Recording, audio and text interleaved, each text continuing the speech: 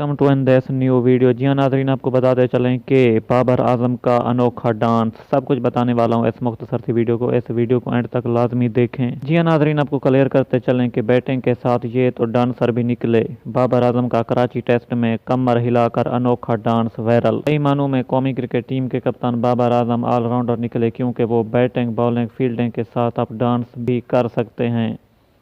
जी हाँ, बाबर आजम की कराची टेस्ट के दौरान एक वीडियो वायरल हो रही है जिसमें उन्हें कमर हिलाकर डांस करते देखा गया, जिसकी मनाजर कैमरे की आंख ने महफूज कर लिए।